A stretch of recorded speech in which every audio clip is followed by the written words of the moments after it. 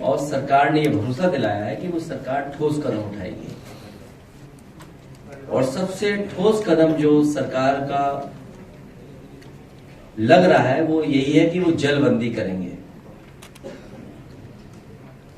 हम समाजवादियों का पूरा समर्थन है उनके जलबंदी के लिए।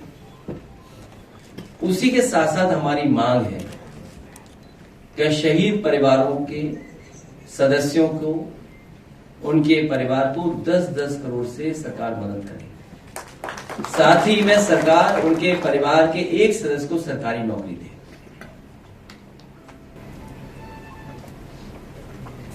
ठीक है, हो गया। अखिलेश जी, कल जो रामजी लाल सुमन के ऊपर अटैक हुआ तो उसके बाद ओकेंद्र राणा नाम के एक व्यक्ति ने उसकी जिम्मेदारी लिया है और उसने फेसबुक पर वो लगातार अपडेट कर रहा है। कोई पत्रकार कुछ लिख देता है तो फौरन उसका अकाउंट देख लिया जाता है, लेकिन वो लगातार 20 अप्रैल को भी उसने लिखा था, उसने आपको भी धमकी दिया है कि अखिलेश यादव को घुटने पर टिकवाएंगे। तो क्या हमें क्या करवा देंगे? घुटने पर टिकवाएंगे हमें भी। छोड़ेंगे नहीं लिखा है, छोड़ेंगे नहीं तब तक जो प्रमुख है उन्होंने लिखा है।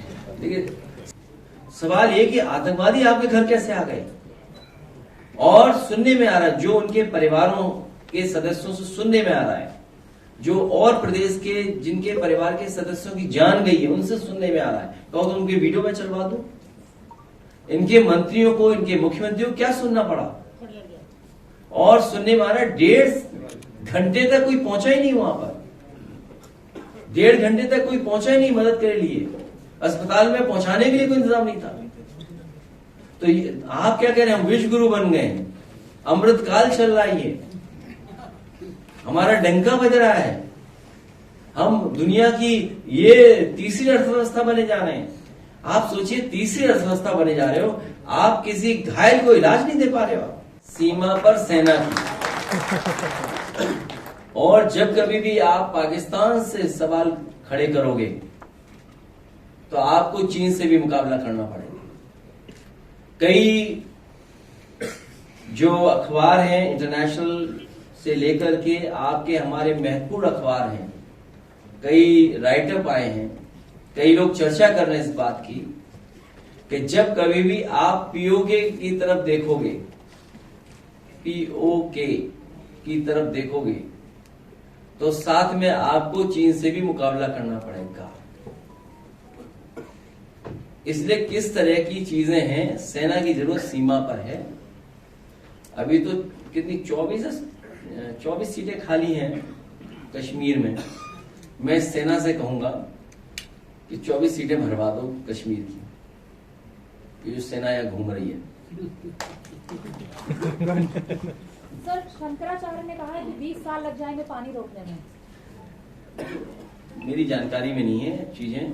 सरकार दावा कर रही है कि बहुत जल्दी कर देंगे, क्योंकि जो नोटबंदी का परिणाम आया वो हो सकता है जलबंदी जल्दी कर दें।